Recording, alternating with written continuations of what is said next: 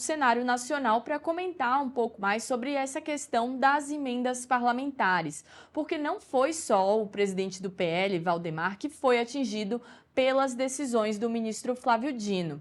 O ex-presidente da Câmara, Eduardo Cunha, também teve bens bloqueados pelo ministro, numa decisão que foi tornada pública ontem. Foram 6 milhões de reais no caso dele, no caso de Eduardo Cunha.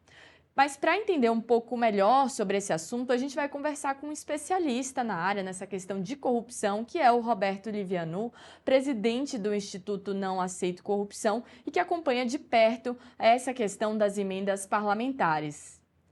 Roberto, muito obrigada por participar hoje conosco. Eu queria então começar entendendo como que você enxerga essa questão da indicação das emendas, porque o presidente Valdemar disse que essa prática não é irregular. De fato, isso é normal, uma pessoa que não tem um mandato poder indicar para onde vão as emendas parlamentares? O Metrópolis, e eu discordo do presidente Valdemar da Costa Neto. Aliás, sempre é bom lembrar que o Valdemar ele já esteve preso, cumprindo pena, por graves crimes contra a administração pública, por formação de quadrilha, corrupção. Então, sempre é bom lembrar de que personagens nós estamos tratando. Esse senhor, que hoje é presidente do PL, um partido que tem um número relevante de parlamentares, ele tem antecedentes criminais. Então, é bom a gente lembrar de que personagem que nós estamos tratando. A questão das emendas parlamentares no Brasil tem se transformado numa fonte inesgotável de corrupção, lamentavelmente. Em 2014, nós tínhamos um montante de 200 milhões de reais e o nome emenda parlamentar ele diz respeito a um complemento do orçamento público. Ao longo do tempo, isso que deveria ser apenas um complemento, um instrumento acessório complementar, se transformou num elemento preponderante. Em 2026, são 60 bilhões de reais. O Legislativo controla o orçamento, ultrapassa a dotação de vários estados da federação e mais de 30 dos ministérios da República, ou seja, é a deturpação total da lógica do orçamento público, é a deturpação total do princípio da separação dos poderes.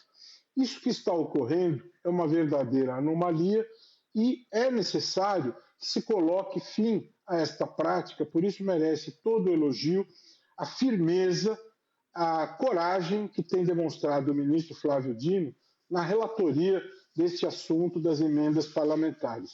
Estas evidências que foram detectadas em relação a estas emendas, em que há um protagonismo ruim por parte do presidente do PL, Valdemar da Costa Neto, mereceu esta firmeza por parte do relator Flávio Dino. Não é plausível que se tenha esta atitude coronelista em relação à destinação destas verbas públicas. Não é? Eu, inclusive, acho que quando nós temos a destinação de emendas parlamentares por parte dos senhores deputados e senadores, no segundo momento, depois que houve a decisão sobre a alocação dessas emendas, nós deveríamos ter um procedimento republicano, democrático, em relação à decisão sobre a destinação, porque o parlamentar não é dono dessas verbas.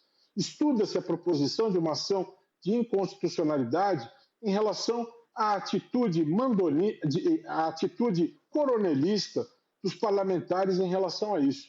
Então, eu vejo com bastante preocupação tudo isso que vem ocorrendo no Brasil em relação ao destino destas verbas. E aplaudo a decisão do ministro Flávio Dino em relação a estas emendas que dizem respeito ao senhor Valdemar da Costa Neto, ao senhor Eduardo Cunha. Os parlamentares não são donos destas verbas. Sempre é bom lembrar que nós estamos tratando de orçamento público. Portanto, a ideia de orçamento secreto é uma ideia horrenda,